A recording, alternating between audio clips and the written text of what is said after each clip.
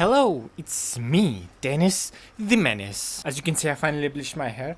Quite like it. A lot of outfits that didn't suit me quite well now look quite fashionable on me. So I'm definitely gonna keep it for a while and maybe even bleach it again once the time calls for it. But anyway, so this couple of weeks I was still going through my existential artistic crisis from the last week.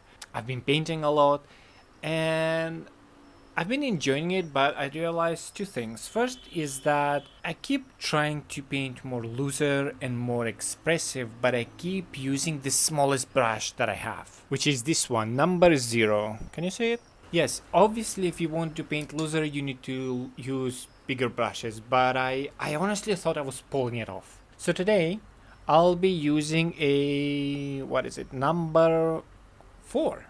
4 times bigger, 4 times more fun. But also, even though I was managing to paint more looser, there was something that just wasn't clicking with my portraits. And then I realized it's because I've been painting for 5 years. And these 5 years I've been learning very hard to paint as anatomically correct as possible. Getting all the proportions right. And I feel like I'm pretty good at it.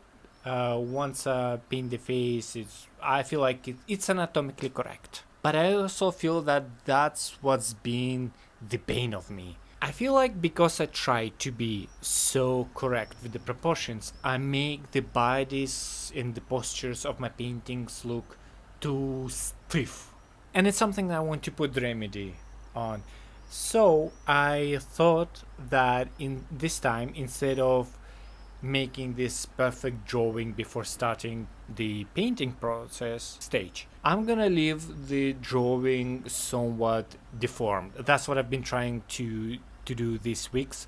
Basically meaning that instead of perfecting the drawing, I will leave it at what is the very first draft that I do. Because I never get the proportions right the first time. It always needs a few corrections, and it's been getting better. Yeah, I feel like it complements the expressiveness of the brushstrokes that I'm trying to get.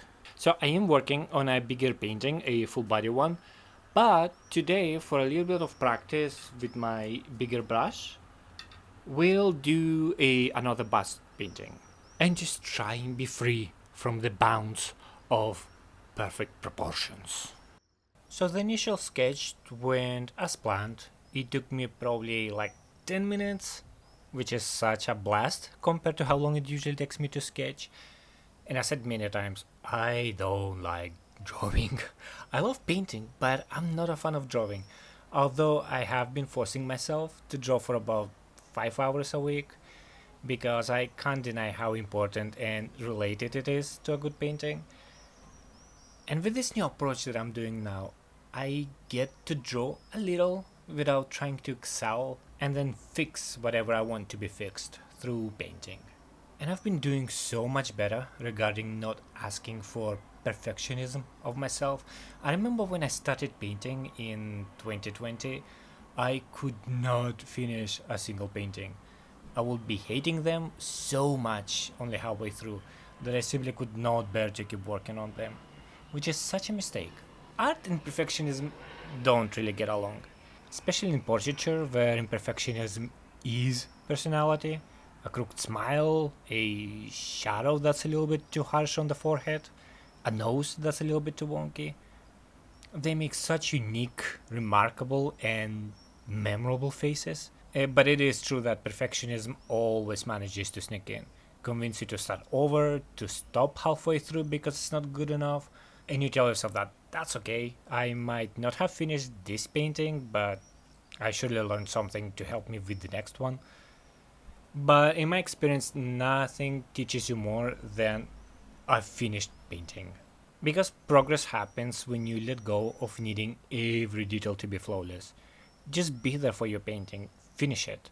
Look at it while next to other of your paintings, see what they have in common. You'll discover things about yourself that you wouldn't realize if you were pursuing perfectionism. This portrait that you're watching is far from perfect. I see so many things that I want to tweak, but I'm proud of it because I did not let the pressure of to be perfect to stop me from creating. Don't be an inner critic. Be an inner lover. Love yourself. Love the world around you. That's why you're an artist, because you want to be in touch with your sensibilities. Rejoice in it. Anyway, that's my TED talk. I'm about to be finished, so just enjoy what's left.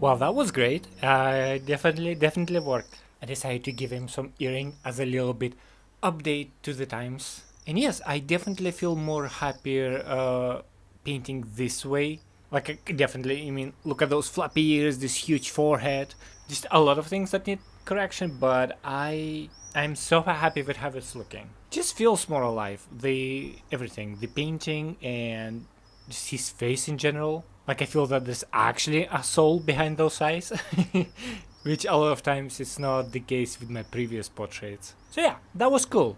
But next time, let's paint something bigger. But until then, bye bye, and thank you for watching.